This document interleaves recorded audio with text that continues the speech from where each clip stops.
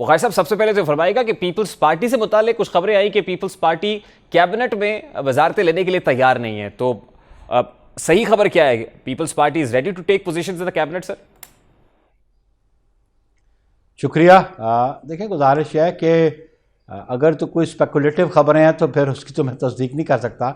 ये आप देखें ये जो अभी गवर्नमेंट इंस्टॉल हुई है, शहबाज शरीफ साहब जो प्राइम मिनिस्टर बने हैं, तो ये एक कोलिशन गवर्नमेंट है जिसमें बहुत सारी सियासी जमातें हैं और इसमें 174 का जो नंबर है गवर्नमेंट के हक़ में जो आया है, तो ये सारी जमातों ने मिल के चलना है। जहाँ तक मेरी जमात की फ़ैसला है मिनिस्टर्स स्लॉट लेने का, तो ये तो मेरी क़यादत फ़ैसला करेगी। और ये बात क्योंकि आज शहबाज शरीफ साहब जितने भी उनके कोलिशन पार्टनर्स हैं उनके पास वो गए हैं, उनके साथ उन्होंने डिस्कशन की है।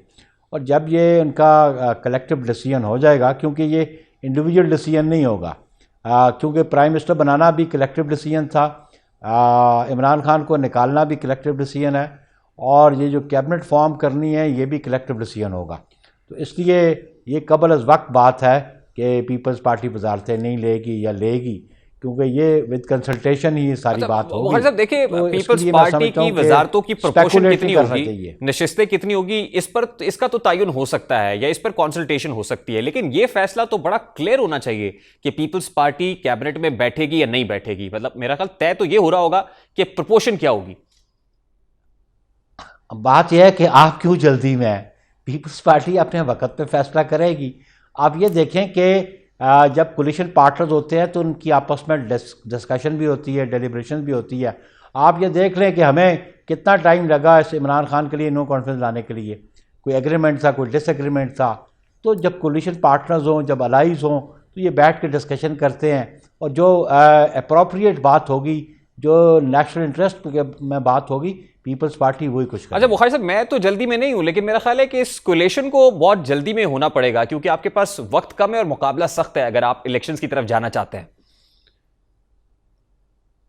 देखिए जी, अभी हार्डली तो अभी 24 आवर्स नहीं गुजरे कि प्राइम मिनिस्टर को ओथ लिए हुए, और बिलाशुबा ये भी कोलिशन पार्टनर्स का ये ऑब्जेक्ट था कि इलेक्शन रिफॉर्म्स करके हम इलेक्शंस की तरफ जाएंगे।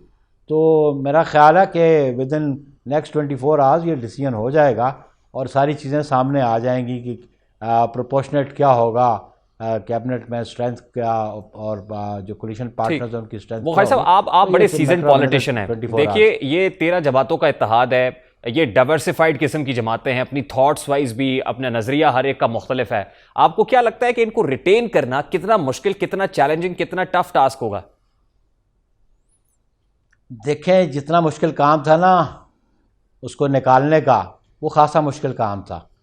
वो भी हमारी क़यादत ने और बाकी क़यादतों ने जो जॉइंट अपोजिशन की थी, उन्होंने ये जो मरला था तय कर लिया। अगला मरला भी इंशाल्लाह हम तय कर लेंगे, क्योंकि हम एक कॉज के लिए बैठे थे। जो पिछले 3.5 सालों में जो कौम और मुल्क के साथ जो किया गया, और जो बद इंतज़ामी थी और मईशत का बुरा हाल था, वो सामने रखते हुए आप देखें, इमीडिएटली प्राइम मिनिस्टर ने कल तो कुछ रिलीफ दिया जनरल पब्लिक को, और वो बहुत जल्दी ही कंसल्टेशन के साथ जो मुनासिब इक़दाम है इस मुल्क में आवाम को रिलीफ देने के लिए वो बिल्कुल उठाए जाएंगे। बुखारी साहब, आपकी इस कोलिशन गवर्नमेंट की मियाद कितनी होगी, इस हवाले से कोई कंसेंसस है? क्योंकि मौलाना फजलुर रहमान ने कहा, देखिए हमारा पहला टारगेट ये है कि खिज़ा जाए और बाहर आए। देखिए, ये बहुत सारे क्वेश्चन प्री मैच्योर हैं। ये पॉलिटिक्स जो है ये टू डे अफेयर है।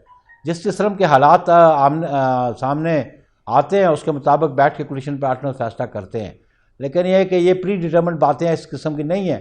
लेकिन एक बात ये तयशुदा थी कि हम इलेक्शन रिफॉर्म्स चाहते हैं और जल्द से जल्द इलेक्शन चाहते हैं। देखिए बुखारी साहब, अगर आपकी हुकूमत का दौरानिया ज़्यादा होगा तो वो डिलीवरेंस का बोझ जो इमरान खान साहब के ऊपर था, वो वेट शिफ्ट तो होगा ऑब्वियसली इस हुकूमत के ऊपर, और सारे का सारा मलबा अल्टीमेटली जो पब्लिक के अंदर जाके ये मलबा तो फिर आपके ऊपर आएगा और लोग आपसे सवाल करेंगे कि आप डिलीवर नहीं कर सके।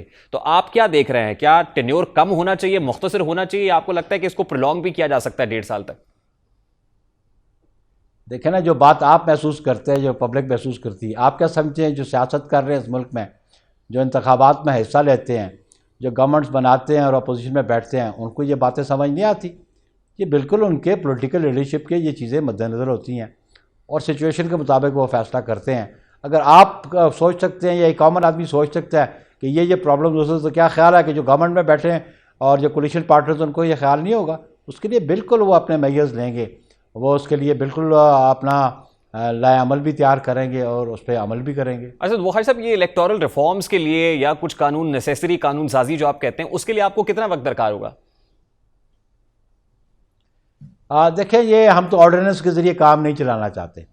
हम तो जो पार्लियामान की हैसियत है उसको मद्देनज़र रखते हुए हम हर वो कानून बज़रिया पार्लियामान पास करवाना चाहते हैं और बज़रिया पार्लियामान हम चाहते हैं।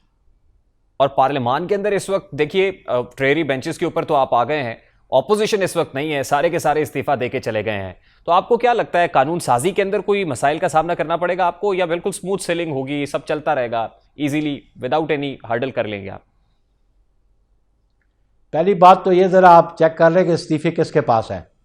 स्पीकर के पास इस्तीफे पहुँचे हैं और स्पीकर ने क्या किया उन पे। दूसरी बात यह है कि हाउस का बिजनेस चलाने के लिए जो रिक्वायर्ड कोरम है ना, वो 1/4 होता है। अगर 1/4 असेंबली में लोग बैठे हों तो कानून साजी हो सकती है, उसकी प्रोसीडिंग हो सकती है। मुझे लास्ट ये बता दीजिएगा कि प्रेसिडेंट से मुतालिक को बात सोची आपने, आरिफ अलवी साहब को कंटिन्यू कराएंगे अगर इसी तरह चलते रहे विदाउट एनी रेजिग्नेशन, या आसिफ अली जरदारी साहब प्रेसिडेंट आ रहे हैं?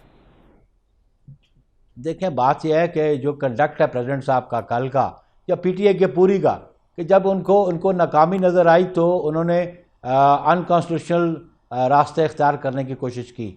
और प्रेसिडेंट अलवी का कल का ओथ ना लेना कि तबीयत नासाज होगी, ये तो एक बहाना, एक फेक सा बहाना था इनका। और हम समझते हैं कि जो उनका कंडक्ट है उस कंडक्ट को सामने रखते हुए हमारे कोलिशन पार्टनर ज़रूर कोई फैसला करेंगे।